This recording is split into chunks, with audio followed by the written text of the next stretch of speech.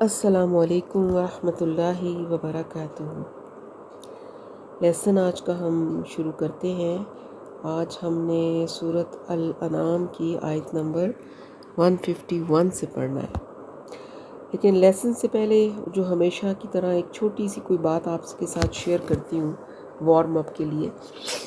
تو ایک بڑی پیاری سی آج بات آپ سے شیئر کروں گی۔ یہ کہ ایک مسجد کے دروازے پر یہ کچھ خوبصورت جملے لکھے ہوئے تھے نماز کے بارے میں، اور جو پڑھنے کے بعد نماز کی اصل اہمیت کا پتہ چلا کہ نماز جس کو ہم فار گرانٹیڈ لیتے ہیں، پڑھ لی نہ پڑھی، وہ کس قدر ضروری ہے۔ یہ جملے پڑھ کر احساس ہوا۔ وہاں لکھا تھا کہ اللہ تعالیٰ کے پاس آپ کو دینے کے لیے سب کچھ ہے، کیا آپ کے پاس مانگنے کے لیے کچھ وقت ہے؟ مصروف زندگی نماز کو مشکل بنا دیتی ہے، لیکن نماز مصروف زندگی کو بھی آسان بنا دیتی ہے۔ جب آپ نماز نہیں پڑھ سکتے تو یہ مت سوچیں کہ وقت نہیں ملا نماز پڑھنے کے لیے، بلکہ یہ سوچیں کہ آپ سے ایسی کون سی خطا ہوئی کہ اللہ تعالیٰ نے آپ کو اپنے سامنے کھڑا کرنا بھی پسند نہیں کیا۔ نماز کی فکر اپنے اوپر فرض کر لیں۔ اللہ کی قسم دنیا کی فکر سے آزاد ہو جائیں گے اور کامیابی آپ کے قدم چومے گی۔ تو بہت پیاری یہ بات لگی کہ ہمارے پاس نماز کے لیے یا تو وقت نہیں ہوتا، اور وہ جو وقت نہیں ہوتا، سوچے تو صحیح، وقت ہمارے پاس وقت کی کمی نہیں، بلکہ جو سب سے اس میں اہم بات مجھے لگی وہ یہ کہ ہم جب اللہ کے حضور نماز نہیں پڑھ سکتے تو اس کا یہ اکثر ہم جواز دیتے ہیں کہ ہمیں نماز کا وقت ہی نہیں ملا، حالانکہ اصل وجہ تو کیا ہے کہ اللہ تعالیٰ نے آپ کو اپنے دربار میں بلایا ہی نہیں، آپ کو توفیق ہی نہیں ملی کہ وہاں جا کر کھڑے ہوں اور اللہ سے سوال کریں۔ کتنی بڑی محرومی ہے یہ۔ تو اللہ تعالیٰ ہم سب کو وقت پر نماز پڑھنے کی توفیق دے۔ نماز ہر کام سے زیادہ ضروری ہے، اور کبھی بھی اللہ تعالیٰ ہماری نمازیں ہم سے چھوٹے نہ۔ آمین۔ چلیں جی، اب لیسن سٹارٹ کرتے ہیں۔ سورۃ الانعام آیت نمبر 151 سے ہم ٹرانسلیشن لکھیں گے، لفظی ترجمہ۔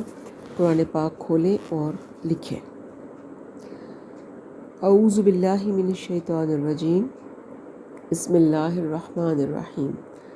رب اشرح لی صدری ویسر لی امری واحلل عقدۃ من لسانی یفقہوا قولی واجعل لی وزیرا من اہلی۔ آیت نمبر 151۔ قل، فرما دیں۔ آپ صلی اللہ علیہ وسلم کو کہا جا رہا ہے آپ فرما دیں۔ تعالوا، تم آؤ، تم آؤ۔ اتلو، الف جو ہے یہ اس کا مطلب ہے الف بھی نہیں، حمزہ، کیونکہ الف کے اوپر جب حرکت آ جاتی ہے تو اس کو ہم حمزہ پروناؤنس کرتے ہیں۔ تو حمزہ کا مطلب کیا ہے؟ میں پڑھ کر سناؤں۔ اتلو، میں پڑھ کر سناؤں۔ ما، جو، حرمہ، حرام کیا گیا، یا جو حرام کیا، کیا گیا نہیں، جو حرام کیا، ربکم، رب کم، تمہارے رب نے، علیکم، دو لفظ ہیں، علی پر، کم تم پر، اللہ کہ نہ، تشرکو، تم شریک ٹھہراؤ، تا کا مطلب آئے گا تم شریک ٹھہراؤ، بہی، ساتھ، ہی اس کے ساتھ، شیئن، کسی چیز کو، کسی بھی چیز کو، یعنی تم اس کے ساتھ کسی چیز کو شریک نہ ٹھہراؤ، اور بالوالدینی، ساتھ، الوالدینی، والدین، اور والدین کے ساتھ، احساناً، احسان کرو، اور لا نہیں، تقتلو تم قتل کرو، شروع کا جو تا ہے اس کا مطلب تم قتل کرو، اولادکم اولاد، کم تمہاری یا اپنی اولاد کو قتل نہ کرو، من سے آگے بریکٹ میں لکھیں ڈر کی وجہ سے، ڈر کی وجہ یہ بریکٹ میں لکھ لیں، ڈر کی وجہ سے، املاکن مفلسی کے ڈر کی وجہ سے اولاد کو قتل مت کرو، نحنو ہم، نرزقکم نرزقو رزق دیتے ہیں، اور شروع میں جو نون ہے اس کا مطلب بھی ہم ہی ہے، ہم رزق دیتے ہیں کم تمہیں، اللہ تعالیٰ فرما رہے ہیں ہم تمہیں رزق دیتے ہیں، و اور ایہم ایہ بھی، ہم ان کو بھی، ایہ کا مطلب صرف بھی ہوتا ہے، ہی بھی ہوتا ہے، بھی ہو جاتا ہے، اور ان کو بھی یعنی اولاد کو، و اور لا نہیں، تقربو تم قریب جاؤ، تم اور تقربو قریب جاؤ، کس کے؟ الفواحشہ فحاشی کے، بے حیائی کے، ما جو ظاہر ہو، من سے، اس یعنی اس سے جو ظاہر ہو یا کھلی ہو، و اور ما جو باتانا چھپی ہوئی ہو، چاہے فحاشی ظاہری ہو یا چھپی ہوئی ہو، دونوں میں سے کسی کے بھی قریب بھی نہیں جانا، و اور لا نہیں، تقتلو تم قتل کرو، النفس کسی نفس کو یا جان کو، التی وہ جو یا وہ جس کو، حرما حرمت دی، اللہ نے، الا سوائے، بالحق کی پر حق پر، یعنی کسی ایسے نفس کو قتل نہیں کرنا، ہر نفس جو ہے وہ اللہ کی طرف سے حرمت والا ہے، سوائے چند ایک ایکسیپشنز ہیں جہاں پر قتل جو ہے وہ کرنا جائز ہو جاتا ہے، ذالکم یہ، وصاکم وصا حکم دیا، وصیحت کی، کم تمہیں یعنی اس کی وصیحت کی تمہیں یا اس کا حکم دیا تمہیں، بہی اس کے ساتھ ہی اس کے ساتھ، لعل تاکہ تاکہ تم تعقلون عقل سے کام لو، تم سمجھ سے کام لو، مزید آگے فرمایا، و اور لا نہیں، تقربو تم قریب جاؤ، مال کے، الیتیمی یتیم کے مال کے بھی قریب مت جاؤ، الا سوائے، باللتی ایسے جو، ہیا وہ، احسن بہترین ہو، حتیٰ یہاں تک کہ، یبلغا پہنچ جائے، یہاں تک کہ وہ پہنچ جائے، شروع میں جو یبلغا کا یا ہے اس کا مطلب ہے وہ پہنچ جائے، یعنی کہ وہ یتیم، اشدہ جوانی ہو، اپنی جوانی کو، و اور औफू पूरा करो, अलकैला माप, वल मीज़ाना और तोल यानी माप तोल को पूरा करो, बिल किस्ती व साथ और किस्त इंसाफ इंसाफ के साथ, ला नहीं, नुकल्लिफू हम तकलीफ़ देते, शुरू में नून हम तकलीफ़ देते, इल्ला मगर, वुसअहा वुसअ वुसत, हा उसकी वुसत,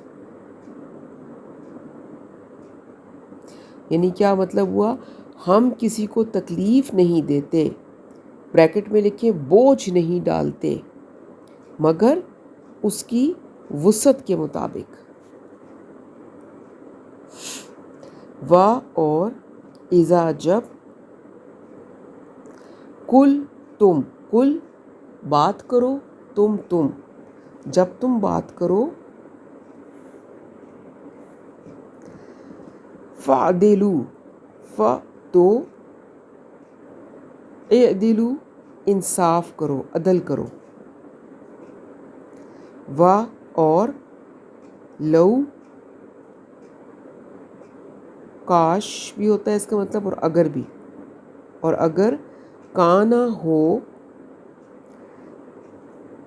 ज़कुरबा रिश्तेदार, ब्रैकेट में लिखिए का मामला, यानी कि रिश्तेदार का मामला भी हो तब भी अदल करो।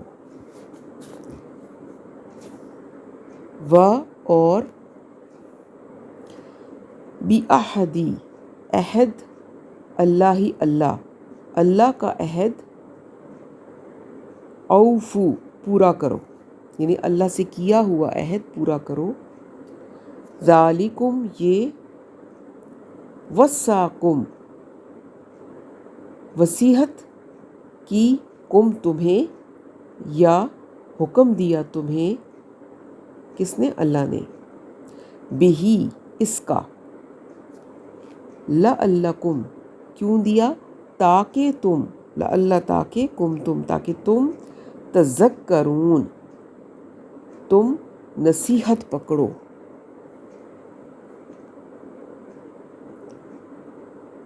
पहले आया था ज़ालिकुम वस्साकुम बिही लअल्लकुम ताक़िलून, अब आया ज़ालिकुम वस्साकुम बिही लअल्लकुम तज़क्करून।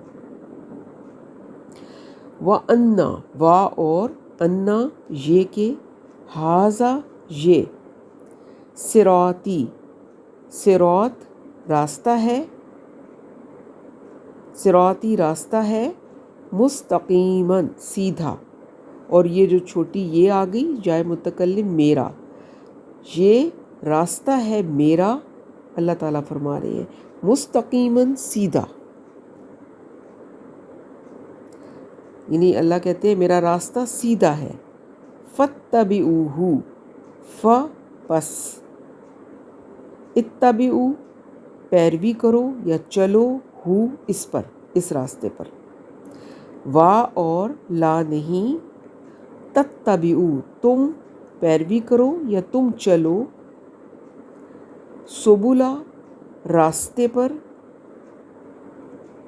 यानी कौन से रास्ते पर, फतफर्रका फ बस, तफर्रका जुदा कर दे, यानी वो रास्ता जो जुदा कर दे, बिकुम तुम्हें, अन से, सबीली ही सबील रास्ता ही उसका, यानी वो अल्लाह का जो सीधा रास्ता है उससे तुम्हें जुदा ना कर दे, ऐसे रास्ते पे मत चलो।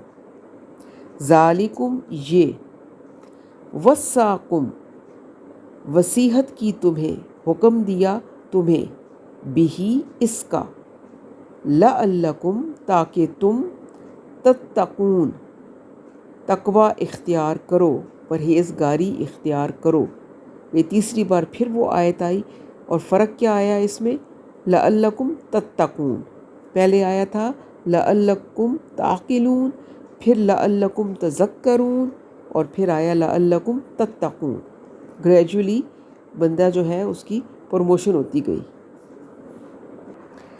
چلیں جی، یہ ہمارا یہاں تک ہم آج پڑھیں گے، اس کا لفظی ترجمہ ہو گیا، اور اب ہم اس کی تھوڑی سی ڈیٹیل سمجھیں گے تاکہ ہمیں آیتوں کی صحیح طریقے سے سمجھ آ جائے۔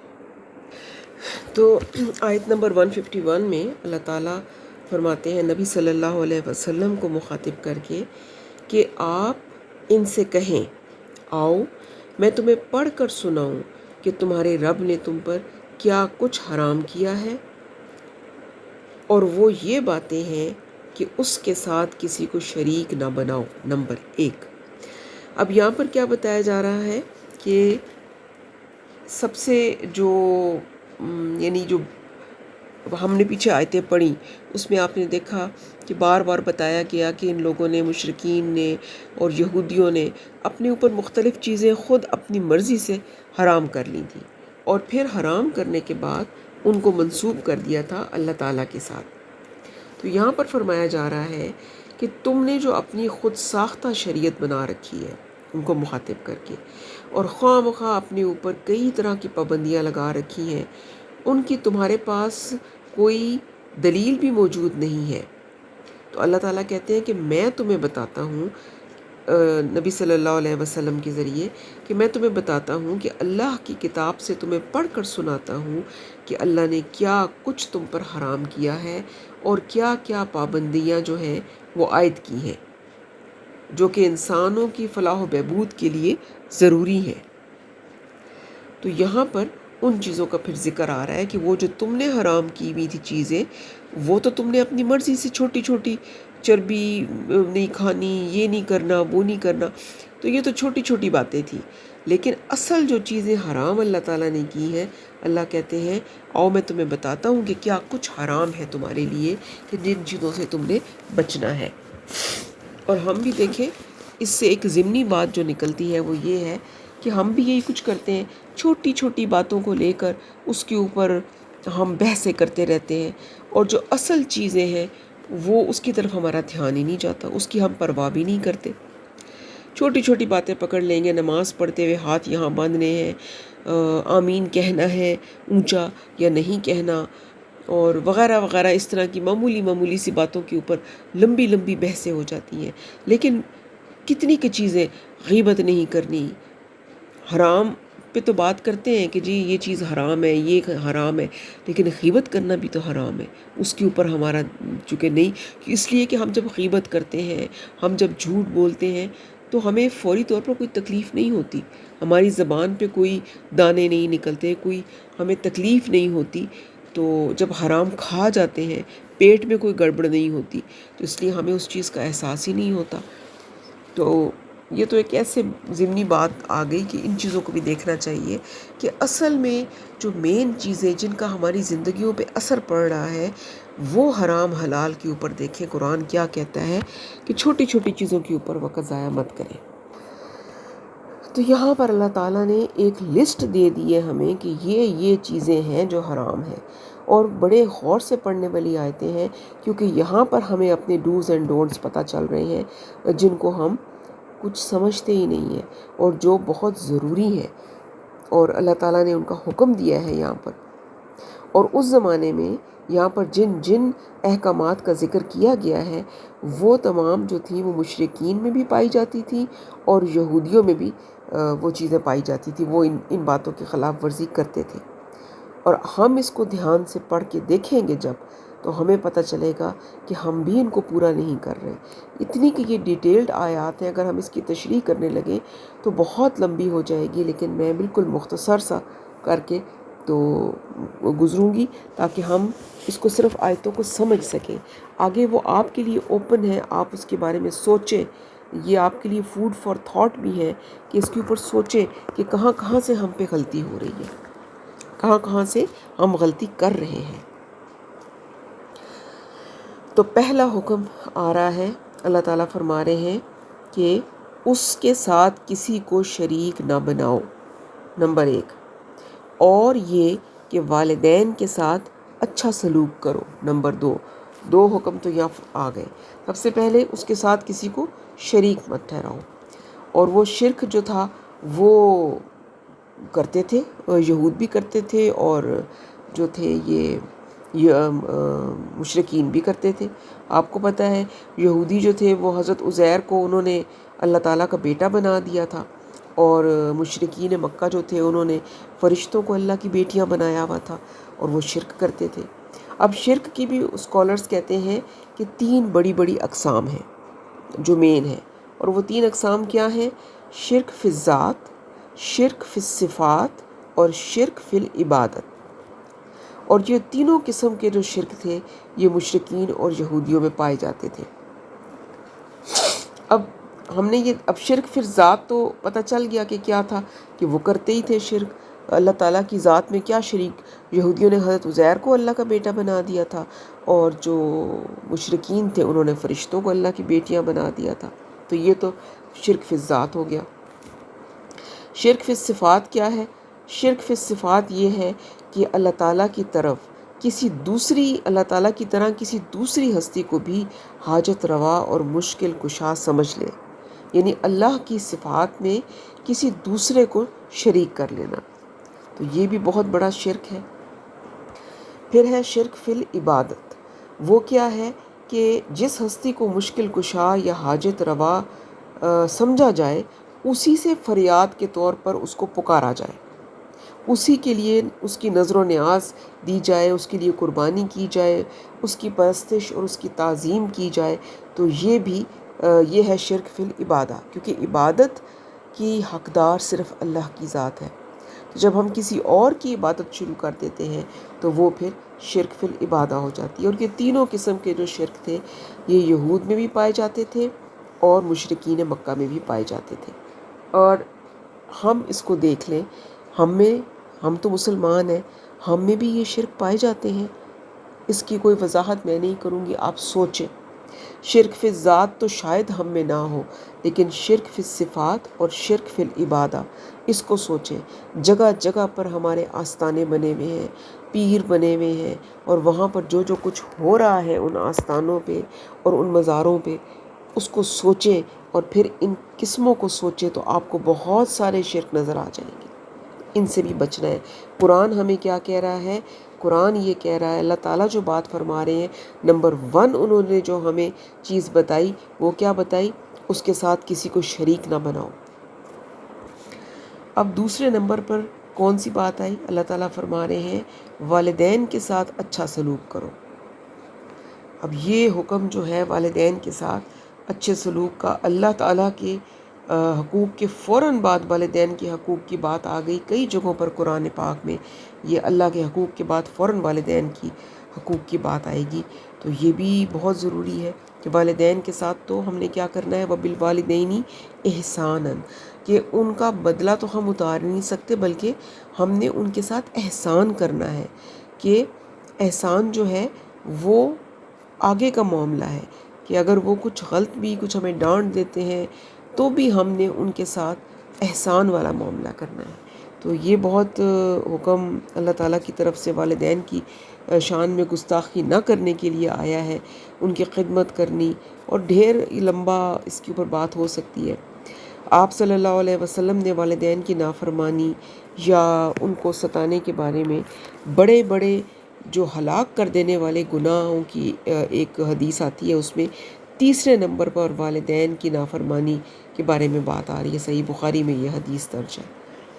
تو والدین کے ساتھ بہترین اور اچھا سلوک کرنے کا حکم آ رہا ہے۔ تیسرا حکم اللہ کی طرف سے آ رہا ہے کہ مفلسی کے ڈر سے اپنی اولاد کو قتل نہ کرو، کیونکہ ہم ہی تمہیں بھی رزق دیتے ہیں اور ان کو بھی ضرور دیں گے۔ تمہیں بھی رزق دیتے ہیں اور ان کو بھی ضرور دیں گے۔ یہ تیسرا حکم آ گیا۔ اولاد کو مفلسی کے ڈر سے قتل کرنا صرف اللہ تعالیٰ پر عدم توکل اور عدم اعتماد ہی نہیں ہے، بلکہ اس کی صفت رزاقیت پر بھی ایک براہ راست حملہ ہے۔ جس نے اس مخلوق کو پیدا کیا ہے تو کیا وہ اس کو رزق نہیں دے گا؟ رزق تو اللہ تعالیٰ نے سب کو دینے کا وعدہ کیا ہے۔ رزق تو اللہ ان کو بھی دے رہا ہے جو اللہ کے ساتھ شرک کر رہے ہیں، جو اللہ کو مانتے ہی نہیں ہیں۔ دنیا میں تو اللہ ان کو بھی رزق دے رہا ہے۔ تو اللہ تعالیٰ کے اوپر جو ہمارا توکل ہے اس میں دراڑ پڑ جائے گی اگر ہم یہ ڈر ہمارے ذہن میں ہوگا کہ بڑی حالات خراب ہے، میری اولاد کو رزق ملے گا نہیں ملے گا۔ ایسا نہیں ہے، اللہ تعالیٰ فرماتے ہیں کہ ہم نے تمہیں بھی رزق دیا ہے، ہم ان کو بھی رزق دیں گے۔ تم اپنا رزق اپنی دم پہ تو نہیں حاصل کر رہے، وہ بھی اللہ نے دیا ہے، تو ان کو بھی جو بھی دنیا میں آئے گا اللہ اس کو رزق دیں گے۔ اللہ تعالیٰ تو جانوروں کو، کیڑے مکوڑوں کو، ہر ایک کو رزق دے رہے ہیں، تو اللہ انسانوں کو رزق کیوں نہیں دیں گے؟ رسول اللہ صلی اللہ علیہ وسلم نے اس گناہ کو، جو بڑے بڑے گناہوں والی حدیث آئی ہے اس میں صحیح بخاری میں، اس میں دوسرے نمبر پر شمار کیا ہے۔ آگے فرمایا، اور یہ کہ بے حیائی کی باتوں کے قریب بھی نہ جاؤ، خواہ یہ کھلی ہوں یا چھپی ہوں۔ تو یہاں پر بھی حکم آ گیا کہ جو بے حیائی کی باتیں ہیں ان کے، فرمایا ان کے قریب بھی نہیں جانا، یہ تو نہیں ان کو نہیں کرنا، ان کے قریب بھی نہیں جانا، خواہ وہ کھلی ہوں یا چھپی ہوں۔ تو اس سے بچنا ہے، کیونکہ یہ دروازہ پھر آخر میں جو کام کراتا ہے وہ زنا تک پہنچا دیتا ہے۔ تو پہلے ہی سے بے حیائی کے کاموں سے اپنے آپ کو بچاؤ، چاہے وہ کھلی بے حیائی ہو یا چھپی بے حیائی ہو۔ آپ صلی اللہ علیہ وسلم نے فرمایا ہے، حدیث کا مفہوم ہے، آنکھوں کا زنا غیر عورتوں کو دیکھنا، کانوں کا زنا فحاشی کی باتیں سننا ہے، زبان کا زنا فحاشی کی بات چیت کرنا ہے، ہاتھ کا زنا جو کیا ہوگا، بری اشیاء کو پکڑنا، پاؤں کا زنا برائی کی طرف چل کر جانا، دل کا زنا برائی کی خواہش اور تمنا کرنا، پھر شرمگاہ ان سب کی یا تو تصدیق کر دیتی ہے یا تکذیب۔ تو یہ ہے کھلی اور چھپی فحاشی سے اپنے آپ کو بچانا ہے، کسی بڑے گناہ سے بچنے کے لیے۔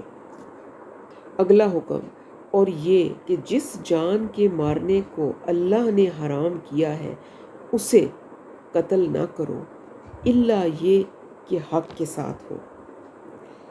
اس بارے میں کیا ہے کہ انسانی جان بہت محترم ہے، انسانی جان کا قتل حرام ہے، اس کے بارے میں سختی سے اللہ نے حکم دے دیا ہے، سوائے چند صورتوں کے۔ قرآن کی روح سے 3 صورتوں میں قتل کرنا جو ہے وہ جائز ہے۔ کون سی 3 صورتیں ہیں؟ نمبر 1 کہ اگر کسی نے جان بوجھ کر کسی کو قتل کیا ہے تو قصاص کی صورت میں اس کو قتل کیا جا سکتا ہے۔ نمبر 2 جو کہ کفار کے ساتھ کوئی مارکا ہو گیا ہے اور اس میں ایک کافر کو میدان جنگ میں قتل کرنا، وہ جائز ہے۔ نمبر 3 کہ بغاوت، یعنی کہ اسلامی مملکت میں بدامنی پھیلانے والا یا اسلامی حکومت کا تختہ الٹنے کے لیے کوئی کوشش کرتا ہے تو اس کا قتل بھی جائز ہے، لیکن یہ بھی جو ہے وہ عدالتیں طے کریں گی، انسان نے خود نہیں یہ فیصلے کرنا۔ یہ تو قرآن کی روح سے ہے۔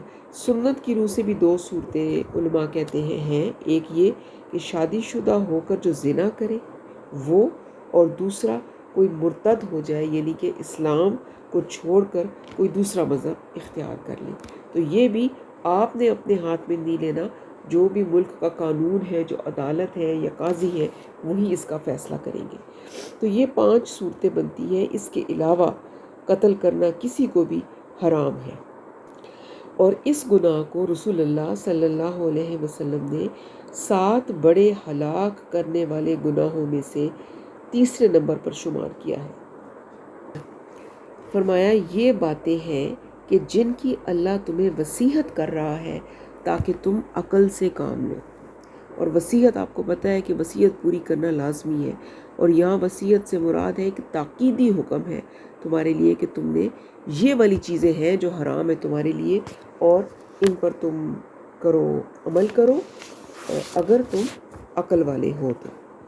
پھر آگے کنٹینیو ہو رہی ہیں یہ باتیں، بیچ میں یہ ایک بندے کو وارن کر کے کہ ہوش میں آؤ، اور پھر آگے دوبارہ سے آگے اللہ فرماتے ہیں، اور یتیم کے مال کے قریب مت پھٹکو مگر بہترین طریقے سے اس کے مال کی حفاظت کرو یہاں تک کہ وہ اپنی جوانی کو پہنچ جائے۔ یعنی یتیم کے مال کو ہڑپ کرنا، کھا جانا، یا اپنے ردی مال میں اس کا بہترین مال ملا لینا، اچھے مال پر قبضہ کر لینا اور اس کی جگہ پر جو اپنا مال ہے خراب وہ شامل کر دینا، کہ یہ مطلب پوری کر دینا گنتی لیکن مال عدل بدل کر دینا، یہ سب حرام ہے۔ اگلا حکم آیا، اور پورا کرو ناپ اور تول کو عدل کے ساتھ، ہم تمہیں ذمہ دار ٹھہرائیں گے کسی بھی جان کو ہم نہیں ذمہ دار ٹھہرائیں گے کسی بھی جان کو مگر اس کی وسعت کے مطابق، یعنی بغیر کسی ارادے کے اگر کوئی کمی پیشی ہو جائے تو پھر اس پر گرفت نہیں ہوگی، لیکن جان بوجھ کر جو کمی پیشی کی جائے گی اس پر اللہ تعالیٰ کی پکڑ ہوگی۔ اللہ نے دعا بھی سکھائی ہے سورۃ البقرہ کے اینڈ میں، کیا ہے؟ ربنا لا تؤاخذنا ان نسینا او اخطانا، کہ اے ہمارے رب اگر ہم بھول جائیں یا ہم سے خطا ہو جائے تو ہم سے مواخذہ نہ کرنا۔ تو وہ ہے کہ جان بوجھ کر کرو گے تو اللہ کی پکڑ آئے گی، تھوڑی سی بھی ڈنڈی ماری پکڑ آئے گی، گرفت آئے گی، چاہے اس دنیا میں آئے چاہے آگے جا کے آئے۔ لیکن اگر غلطی سے کچھ ہو جائے تو وہ اللہ تعالیٰ معاف فرما دیتے ہیں۔ یہ بھی اللہ تعالیٰ کی رحمت ہے، اس کی اپنے بندوں پر فضل ہے اس کا، کہ وہ اپنے بندوں کو بھول چوک میں نہیں پکڑتا۔ آپ کو پتہ ہے، آپ پڑھ چکے ہیں قوم شعیب کی جو پکڑ آئی تھی، جس پہ ان کو عذاب ملا تھا، وہ کیا تھا؟ یہی وجہ تھی ان کی کہ وہ ناپ تول میں کمی کرتے تھے۔ تو آج ہم نے سوچنا ہے کہ کہیں ہمارے اندر بھی تو یہ چیزیں موجود ہیں، تو اس سے توبہ کرنی چاہیے اور بچنا چاہیے۔ اگلا حکم آ گیا، اور جب بھی بات کرو تو عدل کی بات کرو، خواہ قرابت داری ہی کا معاملہ ہو، اور اللہ کے عہد کو پورا کرو۔ یعنی فرمایا کہ تمہاری بات چیت جو ہے وہ کھری اور انصاف پر مبنی ہونی چاہیے، اس پہ جانبداری نہیں ہونی چاہیے، چاہے کہ قرابت داری ہی کا معاملہ کیوں نہ ہو، رشتہ داری ہو یا کوئی دوستیاں ہوں، کچھ بھی ہو، بات ہمیشہ انصاف کی کرنی ہے۔ اسی طرح سے اللہ کے نام پر، اللہ کے حوالے سے، اللہ کی قسم کھا کر جو بھی عہد کیا جائے اس کو بھی پورا کرو۔ جیسے کہ ہم روز پڑھتے ہیں ایاک نعبد و ایاک نستعین، یہ بھی ایک عہد ہے جو ہم اللہ تعالیٰ سے کر رہے ہیں، اور پھر ہم اس سے پھر نہیں سکتے۔ تو یہ ہر انسان جو ہے اس نے دنیا میں اللہ تعالیٰ سے یہ عہد کر رہا ہے۔ پھر ایک عہد وہ بھی ہے جو ہر انسان کر کے آیا ہے دنیا میں، ہر انسان کی روح نے کیا تھا اللہ سے، جو عہد الست تھا، جس کا ذکر ابھی آگے آئے گا سورۃ اعراف، ابھی آگے سورۃ اعراف آ رہی ہے، اس میں آ جائے گا۔ تو ہر طرح کا جو عہد ہے اس کو پورا کرنا ضروری ہے۔ روزمرہ زندگی میں بھی ہم بہت سے عہد کرتے ہیں جن کو کہ ہم پورا نہیں کرتے، تو یہ بھی اسی گناہ میں آ جاتے ہیں۔ پھر وہی آیت آگے، اور یہ وہ چیزیں ہیں کہ جن کا اللہ تمہیں حکم کر رہا ہے یا وصیت اللہ تمہیں کر رہا ہے تاکہ تم نصیحت پکڑو۔ یعنی کہ یہ وہ چیزیں ہیں جو دین میں اہمیت کی حامل ہیں، انسان کے کردار کی عظمت کی علامت ہیں، اخلاقیات کی بنیادیں ہیں۔ تو یہ وہ چیزیں ہیں کہ جن پر عمل کرنا ضروری ہے، اللہ کی طرف سے حکم ہے کہ ان پر عمل کرو۔ یعنی اے مشرکین مکہ اور یہود، اللہ تعالیٰ فرما رہے ہیں کہ کرنے کا کام تو یہ تھا کہ یہ جو 9 قسم کے احکامات یہاں دیے گئے ہیں، جن کی کہ عملی سند ہر اللہ کی کتاب میں موجود ہے، اس کا تو تم نے خیال نہیں رکھا اور خلاف ورزیاں کی ان کی، اور تم اس کو چھوڑ کے چھوٹے چھوٹے شرکیہ اعمال میں پڑ گئے۔ اپنی خود ساختہ تم نے چیزیں بنا لی کہ یہ کرنا ہے اور یہ نہیں کرنا، تو یہ ان چیزوں کے پیچھے تم نے وقت گوا دیا اپنا، اور جو اصل کرنے کے کام تھے وہ تم نے چھوڑ دیے۔ اور آپ کو پتہ ہے کہ حضرت موسیٰ علیہ السلام جب کوہ طور پر گئے تھے تو ان کو لکھی ہوئی تختیاں دی گئی تھیں، کہ اور ان تختیوں میں 10 احکامات لکھے ہوئے تھے جن کو کہ 10 کمانڈمنٹس بھی کہتے ہیں، اور یہ احکامات پھر بعد میں تورات میں شامل کر دیے گئے تھے۔ ان 10 احکامات میں سے ایک حکم جو تھا وہ تو سبت کے دن کی تعظیم تھی، جو آپ واقعہ پہلے پڑھ چکے ہیں، اور اگر اس ایک حکم کو نکال دینا تو باقی جو 9 احکامات تھے وہ یہی تھے جو یہاں قرآن میں بھی موجود ہیں۔ یعنی یہ 9 چیزیں اتنی اہم ہیں جو ہر کتاب میں، ہر شریعت میں موجود رہی ہیں۔ تو یہ ان کو حکم دیا جا رہا ہے، لیکن یہاں پر رک کر ہمیں سوچنا ہے، سوچیں کہ یہ جو سارے احکامات یہاں بتائے گئے ہیں، 9 احکامات جو کہ اتنے اہم ہیں، جو شریعت کا حصہ ہیں، ہر شریعت کا تقریباً، تو ہم کہاں تک اس پہ پورے اتر رہے ہیں؟ مخاطب تو یہود اور مشرکین ہیں، لیکن مخاطب ہم بھی تو ہیں۔ آج ہم بھی تو قرآن پڑھ رہے ہیں، تو یہ والے احکامات پہ غور کرنا ہے ہم نے کہ ہم ان کو فالو کر رہے ہیں یا ہم بھی وہی کچھ کر رہے ہیں جو یہود اور مشرکین مکہ نے کیا۔ اللہ ہمیں ان احکامات پر مکمل طور پر عمل کرنے کی توفیق عطا فرمائے۔ اور اب یہ آخری آیت ہے، اس میں اللہ تعالیٰ کیا فرما رہے ہیں؟ اور یہ کہ یہی میری سیدھی راہ ہے، لہٰذا اس پر چلتے جاؤ اور دوسری راہوں پر نہ چلو، ورنہ وہ تمہیں اللہ کی راہ سے ہٹا کر جدا جدا کر دیں گی۔ اللہ نے تمہیں انہی باتوں کا حکم دیا ہے، شاید کہ تم بچ جاؤ۔ تو یہ کنکلوڈ کر دیا اللہ تعالیٰ نے کہ جو احکامات بتائے ہیں ان کو فالو کرو، اور اللہ فرماتے ہیں کہ جو سیدھا رستہ ہے میری طرف آنے والا، اس پر چلو اور ادھر ادھر نہ بھٹکو۔